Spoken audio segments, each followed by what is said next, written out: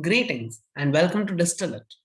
In the previous class, we discussed about material balance for two unit operations. First was mixing and second was evaporation.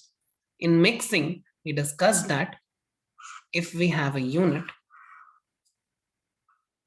if we have a mixing unit and we are adding, let's say, a feed stream F1 and another feed stream F2 with X1 and X2 as the mole or mass fraction, and the mixed stream that we are getting is P with X as the, or let's say XP as the mole or mass fraction of the mixed stream.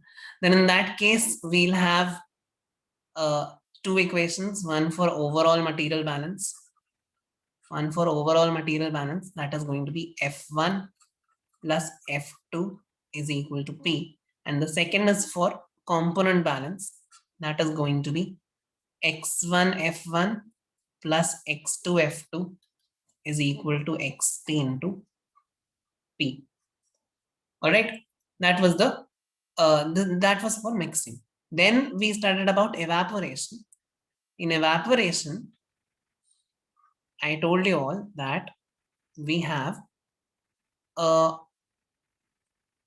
feed stream with a particular composition, let's say XF, that's the molar mass fraction, and then some of the water gets evaporated in the evaporator.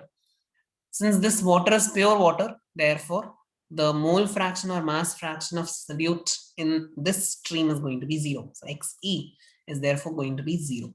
And then whatever we get, the mole or mass fraction is going to be Xp. So this is going to be dilute solution F. And since some of the water has been removed from F and then we got P, so P would be concentrated, right? So for this, when we do overall material balance, so we are going to have F is equal to E plus P.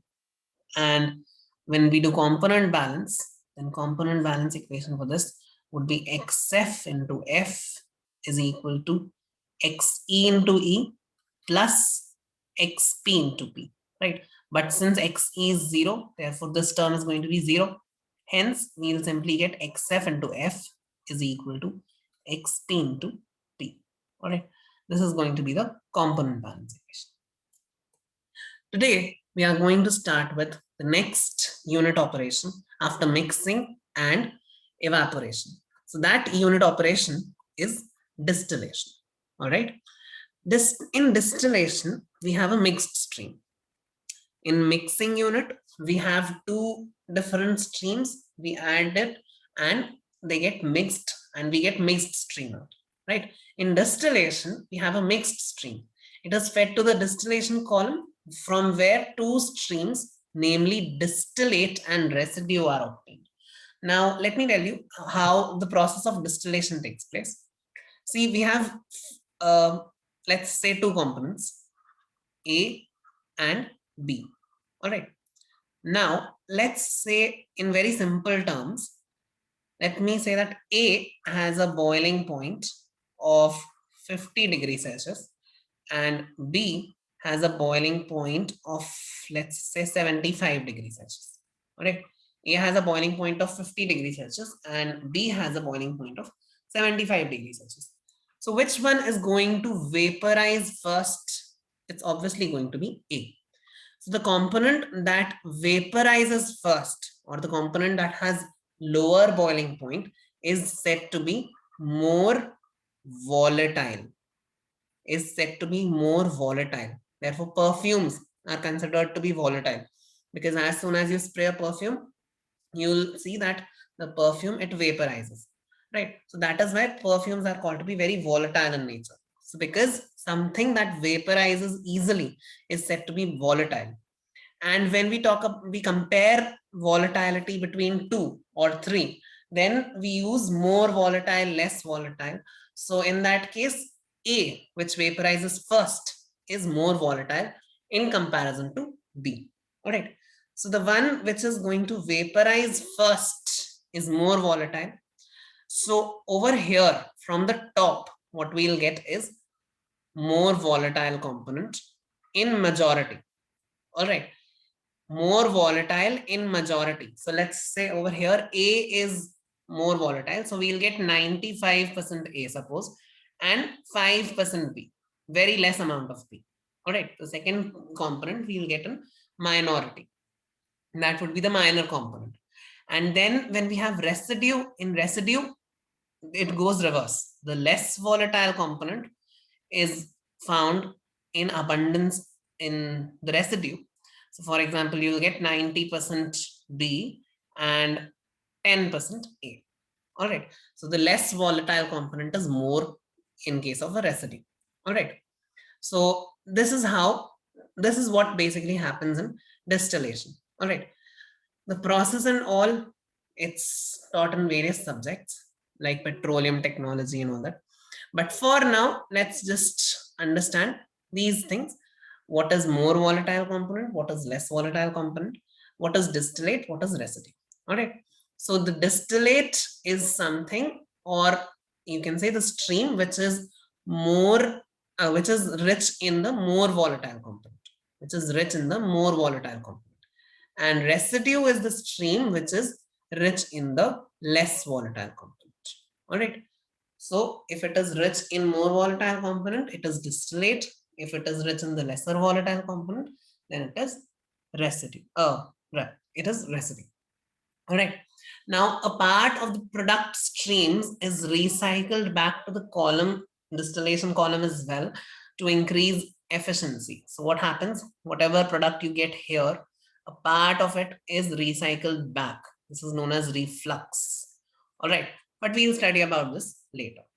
All right.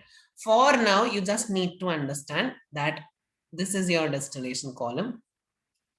This is your feed stream. Here you get distillate and here you get the residue. All right. For residue, we are always going to use W. All right. We'll always use W for denoting residue and D for distillate. All right. So let's go ahead and solve this problem. A mixture of benzene and toluene is to be is fed to a distillation column at 100 kilomole per hour with mole fraction of benzene as 0.4. The distillate and residue contains 90% and 5% of benzene respectively. So that means 90% is there in the distillate and 5% is there in the residue. So that means which one is the more volatile component here? It's obviously benzene, because distillate is rich in benzene, right? So 90% benzene in the distillate and 5% benzene in the residue. Find the amounts of distillate and residue obtained. Also calculate the percentage recovery of benzene. So let's solve this problem. So first step is always to solve a material balance problem. We draw a block diagram. So let's draw a block diagram. This is our distillation column. This is benzene, benzene toluene mixture. So this is my F. This F is given to be 100 kilomole per hour. All right, 100 kilomole per hour. Then mole fraction of benzene is 0.4. Then distillate here, residue here. Mole fraction of benzene in the distillate is given to be 0.9. And mole fraction of benzene in the residue is given to be 0.05. All right, 5%, that is 0.05. All right, so we have XD equals to 0.9, XW equals to 0.05, F as 100 kilomole per hour, and XF as 0.4. So based on this, let's form our material balance equations. So first equation is for overall material balance, right? So overall material balance is F is equal to D plus W, right? So F is given to be 100 kilomole per hour. Therefore, we have D plus W is equal to 100. Equation number 1. All right. Then the next equation that we have to form is for component balance. So for component balance, we are going to do XFF is equal to XDD plus XWW. So XD is 0.9. So 0.9 D plus 0.05 W is equal to 0.4 into 100, that is 40. This is your equation number 2. So when you solve these two equations, you get D as 41.176 unit, same as F, kilomole per hour. And W is going to be 58.824 kilomole per hour. All right. So you have these two values, D and W. All right. Then this is example number 2. Go ahead, pause the video and try to solve this problem yourself. Hope you have been able to solve this problem. If you haven't, then let's solve this problem together. A 10,000 kilomole per hour of solution containing 20% methanol is continuously fed to a distillation column. All right. So this is my distillation column. And a 10,000 kilomole per hour solution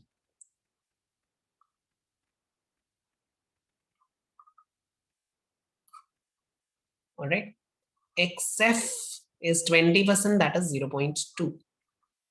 All right. Now, distillate is found to contain 98% methanol. So distillate D is found to contain 98% methanol. And the residue W is said to have 1% methanol, or the bottom product is said to have 1% methanol. So XW is 0.01. All right. Calculate the amount of methanol. Just a minute. I think we did not do one question, one part of the previous example. They asked percentage recovery of benzene. So benzene is the more volatile component, right? So we require benzene to be in the distillate. Okay. Whenever it is desired, whenever we conduct distillation, when it is desired that 100% of the more volatile component comes at the top and 100% of the less volatile component comes at the bottom. All right. So this is desired. All right. So percentage recovery is basically the obtained amount or whatever we have got upon the desired amount. All right, obtained amount upon the desired amount. So for example, if we are calculating percentage recovery for distillate, then we are going to say that is for more volatile, not distillate, for more volatile component. If we are calculating percentage recovery, then that is equal to the more volatile component obtained, that is more volatile component in distillate, upon more volatile component in feed. So what is more volatile component in distillate? It is going to be XD into D, right? This is the fraction, mole or mass fraction of the more volatile component in the distillate, and this is the flow rate of the distillate, upon XF into F. This is again mole fraction of the more volatile component in the feed into feed flow rate, right? Similarly, percentage recovery of the less volatile component is equal to less volatile in the residue, because this is where it is desired. It is desired in the residue upon less volatile in feed, right? So in the residue, we have XW as the mole fraction of more volatile. Therefore, 1 minus XW is going to be mole fraction of the less volatile. So 1 minus XW into W, this is the amount obtained in the residue. And whatever is desired is whatever that was present in the feed, right? So XF is the more volatile component's mole fraction. Therefore, 1 minus XF is the mole fraction or mass fraction of the less volatile component. So 1 minus XF into F. That is going to be the percentage recovery for lesser volatile component. So for now, they have asked us to calculate the percentage recovery of the benzene. So benzene is a more volatile component. Therefore, percentage recovery of benzene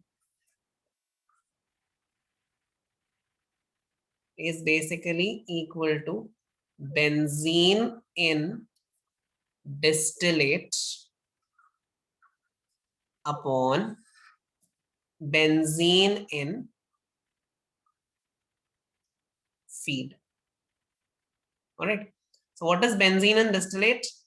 XD into D upon what is benzene in the feed? XF into F. So XD we have 0.9.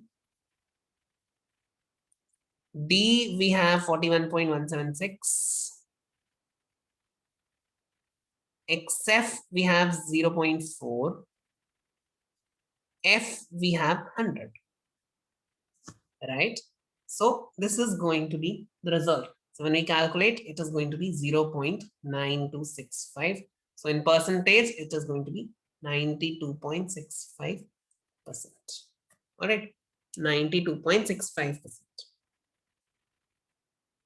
So this is the example that we were doing. Example number 2, we have to calculate the amount of methanol lost. So now again, methanol is the more volatile component here. So just as I told you, it is desired to find methanol here in the distillate, right? Methanol is desired to be found in the distillate. But if it is not found in the distillate and it goes into the residue, then whatever methanol, or you can say whatever more volatile component goes into the residue, it is categorized as waste. All right. So the loss of methanol is basically methanol in the residue. All right, methanol in the residue. So let's first of all find D and W. So we are going to make the overall material balance equation. So overall material balance is going to be F is equal to D plus W.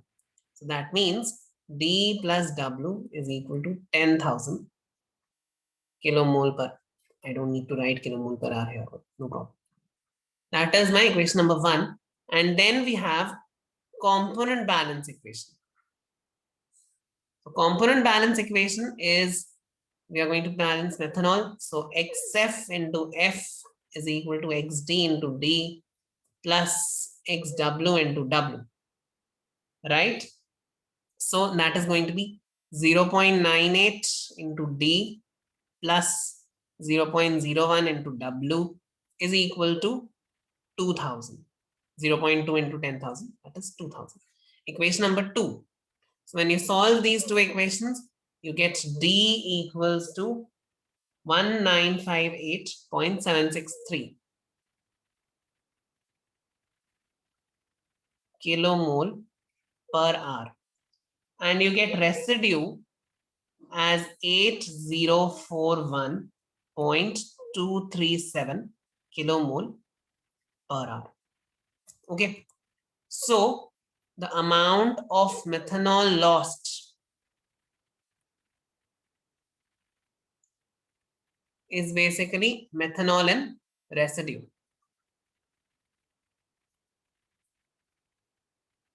Because this is not desired. What we desire is that methanol should be in the distillate. So what is the methanol in residue? XW into W, right? So XW is 0.01, W is 8041.237.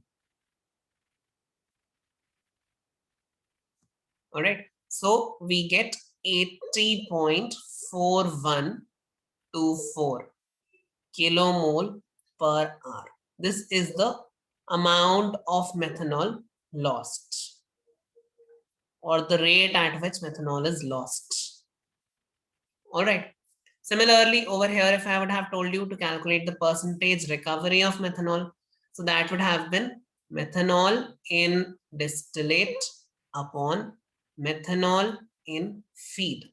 So that would have been XD into D upon XF into F. All right. So that's how you do calculations here. All right. percentage recovery, percentage lost, and whatever. So let's go on to this problem. This is a very interesting problem. Pause the video and try to solve this problem yourself. Hope you could solve this problem yourself. If you could not, then let's see how this problem is solved. The feed to a fractionating system is 45,000 kg per hour, containing 49% benzene, 30% toluene, and remaining xylene. This system consists of two towers. The overhead and the bottom product from the first tower contains 95% benzene, 3% toluene, 2% xylene. This is for overhead product.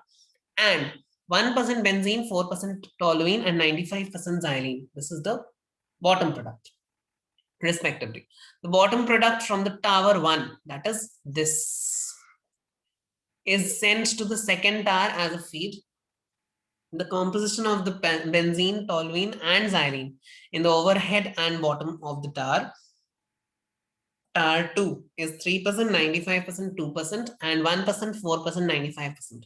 This is again for overhead of tower 2 and bottom of tower 2. Find the amount of overhead product of tower 1 and 2 and the bottom product of tower 2. All right. So let's first of all, to solve this problem, we have to draw the block diagram. Now, even the block diagram for this one is going to be slightly complicated. Okay, you don't have to do anything. You just have to form equations. But yeah, you need to draw the block diagram properly. So let's see how the block diagram is drawn. First of all, we have two distillation columns. So let's draw. This is my tower number 1.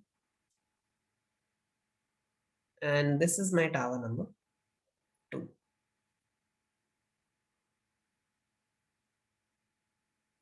All right, tower 1 and tower 2.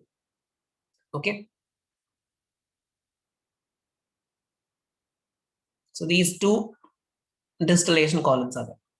Now the feed to the first tower is 45,000 kg per hour.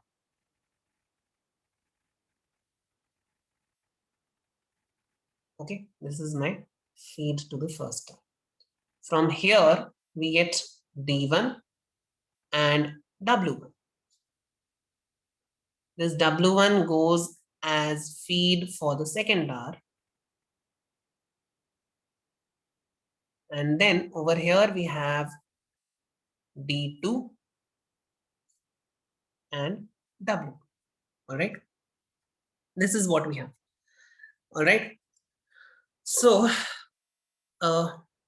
now since there are three components here, so I'll not write XF and all. I'll just write benzene, toluene, xylene, and their respective percentages. All right. So the feed contains 49% benzene, 30% toluene, and remaining xylene. So 49% benzene, 30% toluene, and the remaining is going to be 100 minus 49 minus 30. All right, 100 minus 49 minus 30, that is 21% xylene. All right. Then from here, it goes into the first tower, and the distillate or the top overhead product contains 95% benzene, 3% toluene, and 2% xylene. So benzene, toluene, and xylene, right? So benzene is 95%, toluene is 3%, and what is the balance? 2%, right? That is xylene. And the residue, that is the bottom product, it contains 1% benzene,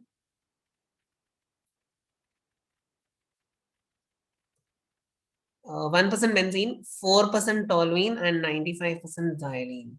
4% toluene and 95% xylene.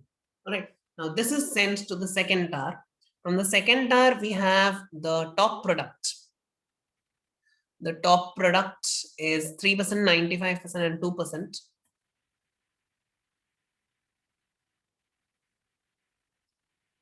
%, 95%, and obviously the balance is 2%. And then over here we have B The bottom product, it contains 1%, 4%, and 95%. All right. So this is my block diagram. This is the information that is given. We have to calculate D1, D2, and W. This is what is asked. All right. So this is again more than 1 units. All right. This is again more than 1 units. So we have these different stream compositions, right? We have compositions of F, D1, W1, D2, and W2. Therefore, we can simply enclose this entire system into 1 unit, just like we were doing before. We can just enclose this entire thing inside a single unit. All right. So when we do that,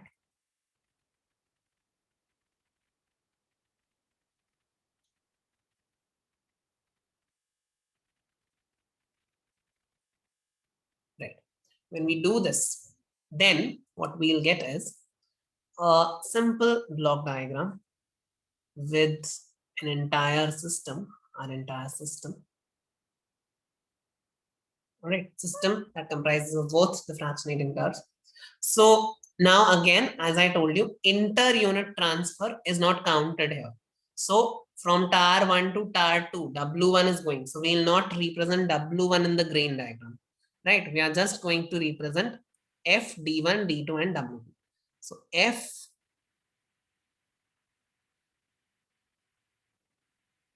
D1 is coming out from here. Let's say D2 and W, right? This is what is given, right? So now F, we have 45,000.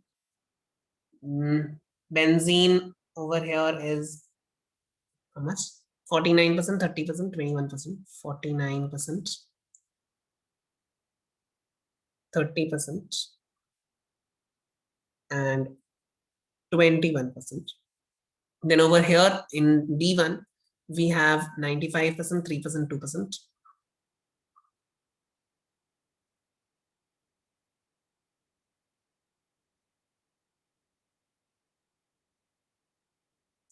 All right. Then B, 3, 95, 2.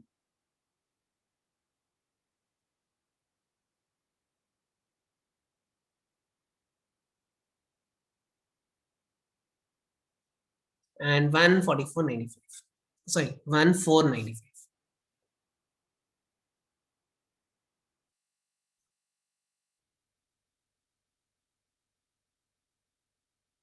All right.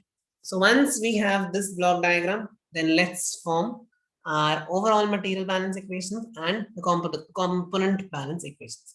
So we have 3 unknowns, D1, D2, and W2. So we have to form 3 equations. So we will do overall material balance and 2 component balance equations, right? So when we form overall material balance, then overall material balance is equal to F, that is input, is equal to output, that is D1 plus D2 plus W. So from here we get D1 plus D2 plus W2 is equal to 45,000. 1 0 I put extra. 45,000.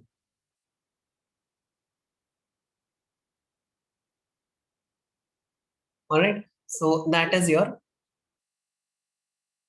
equation number 1, right? Then we'll form the component balance equation. So for component balance, first we'll balance any one of the 3. So let's balance benzene. So when we balance benzene, so benzene coming in is 0.49 into 45,000. 0.49 is the mole fraction of benzene in the feed, is equal to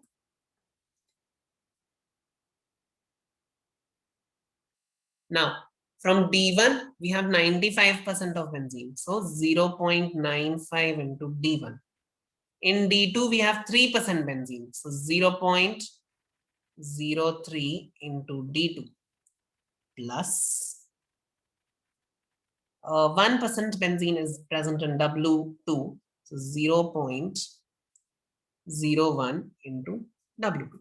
That is equation number 2. And finally, we have, let's take anyone, toluene. So we'll do toluene once.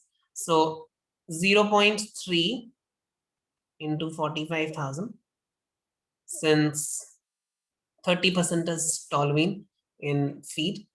Then in D1, there's 3% toluene. So 0.03 D1 plus there is 95% toluene in D2. So 0.95 D2 plus there is 4% toluene in W2. So 0.04 W2. So these are my three equations in three variables.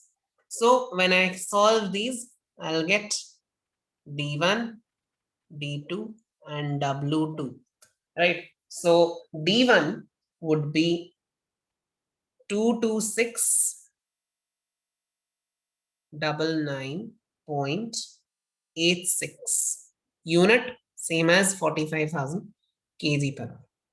Then D2 is going to be 13,106.6 kg per hour.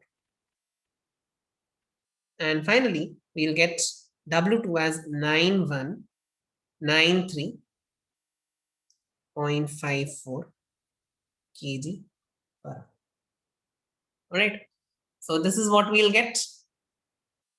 These are the final flow rates of distillate, the overhead products from the two tars and the bottom product from the second tar. So that was asked, right? Overhead product from tar 1 and 2 and bottom product from tar 2. So that's what we have, right? Let's say if they ask us to calculate W1, then what are we going to do? If they suppose ask us to calculate W1, so in order to calculate W1,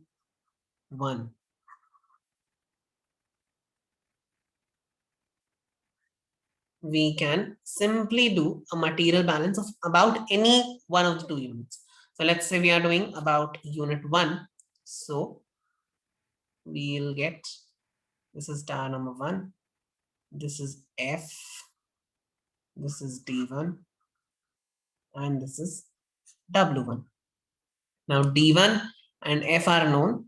D1 we just calculated, F is 45,000. So by the overall material balance equation, overall material balance would give us F is equal to D1 plus W1. All right. So this is going to be the, so from here you'll get W1 is equal to F minus D1, of course. All right. So that's how you can calculate W1. All right. Hope you people could solve this problem. Hope you people have understood how to solve this problem. If you look at this problem, this was not very complicated. This was not very complicated because they had already given us all the information about the streams, right? They had given us the feed stream, benzene, toluene, xylene, and then D1, W1, D2, W2. They had given every information. Therefore, it was not very difficult, right? It might get slightly complicated for other systems, all right? But for this one, we could directly solve. All right, then we'll move to example number 4. A continuous fractionating column is to be designed to separate 10,000 kg per hour of an equimolar mixture of benzene and toluene to give an overhead product containing 98 mole percent benzene and a bottom product of 97 mole percent toluene. Computes the overhead and bottom product obtained per hour. So pause the video and try to solve this problem yourself.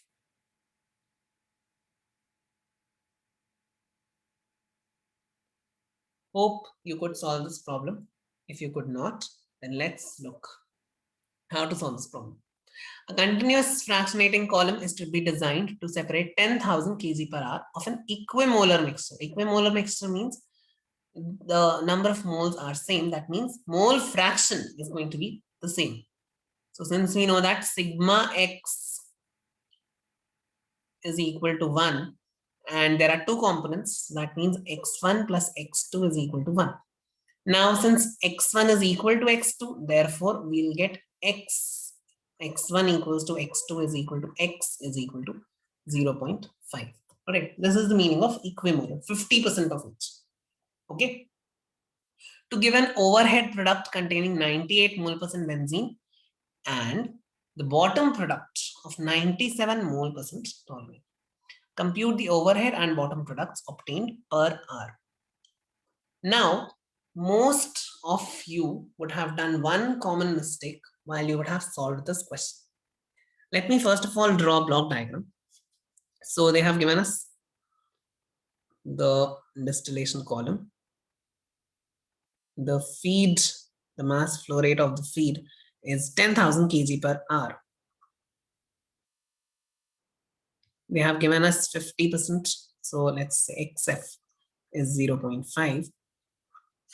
Then they have given us, sorry, D. XD is 0.98. And then, sorry, 0.98. Yeah. And toluene in the bottom product is 97. That means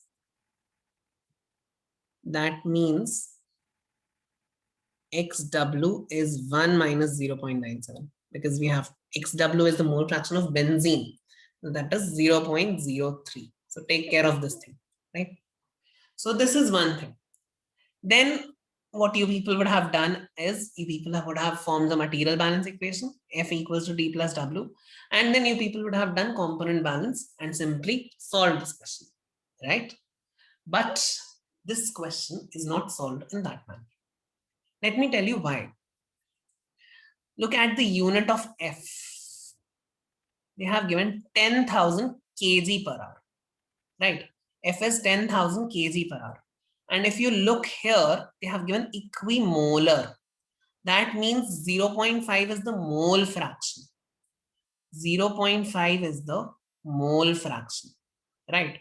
So keep this thing in mind that whenever you are forming component balance equations or overall balance equations, then you have to keep in mind that mole fraction has to be always multiplied by moles or molar flow rate. And mass fraction has to be always multiplied by mass flow rate or mass, right? You cannot multiply mole fraction and mass fraction and moles. Not possible, right? This is not an option.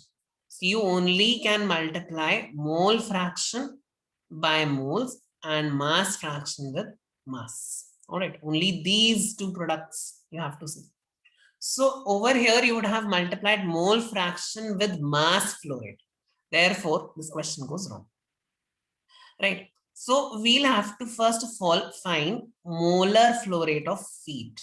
Okay. So here, since we don't have the same unit as we have mole percent of the components here and we have mass flow rate of the feed. Therefore, we have to find molar flow rate of feed. Okay. So we have to find it in kilomole per hour. So how to convert kg to kilomole? We simply divide by molecular weight. But this is a mixture. So for this, we'll have to divide by average molecular weight. So kg per hour of the mixture is equal to kilomole per hour upon average molecular weight. All right. So how to calculate average molecular weight? It's very simple. Sigma xi mi, where xi is what? Mole fraction of the feed. All right, mole fraction of the feed. Mole fraction of each component. X is mole fraction, right? So this is going to be 0.5 into a molecular weight of benzene, right? It's benzene and toluene, and plus 0.5, that is mole fraction of toluene, into molecular weight of toluene, right? So that is 0.5 into 78 plus 0.5 into 96, right? It's going to be 96. 96? No, 92. Toluene is 92. right? 78 and 92. So when you're going to add, right, when you're going to find the average molecular weight, that is going to be equals to 85 kg per kilomole, right? 78 plus 92 is going to be 85 kg per kilomole. All right. So once we do the calculations, then we get molecular weight, average molecular weight as 85 kg per kilo. All right. Now, in order to calculate feed in mole flow rate, we get the feed flow rate was 10,000 kg per hour. So 10,000 upon 85. So this is in kg per hour. This would be in kilomole. Sorry, this is going to be in kg per kilomole, right? So kg cancelled. Therefore, we'll get in kilomole per hour. So 10,000 by 85, that gives us 117.65 kilomole per hour. All right, this is what we are going to get. Once we get this, then we can simply form the material balance equation. F is equal to D plus W. Equation number 1. And equation number 2 is, this is the overall balance. And then we have to do component balance. So that is going to be XF into F is equal to XT into D plus XW into W. Right? Don't even think that over here, if you put this in kg per hour and if you put this in kilomole per hour, then also you wouldn't get the right answer, because D and W have to be the same values. Only then these two equations can be simultaneously solved, right? So if you put F in kg per hour, then automatically you're putting D and W in kg per hour. Therefore, you need to put F in kilomole per hour at both the places, in both equations, right? So when you solve equation number 1 and 2, so you'll get D and W as 58.2 58.2 kilomole per hour, and you get 59.45 kilomole per hour as W. All right, 58.2 kilomole per hour as D and 59.45 kilomole per hour as W. All right. So once you get these results, I guess that's all we have to calculate. Overhead and bottom products obtained per hour. So 58.2 kilomole per hour and 59.45 kilomole per hour. All right. Let's go on to example number 5. Now, this example number 5 is a very interesting problem. So I'll stop the video over here. What you people have to do is try to solve this problem yourself and then watch the next video. I'll discuss the solution of this problem in the next video, and then we'll start with the further unit operations.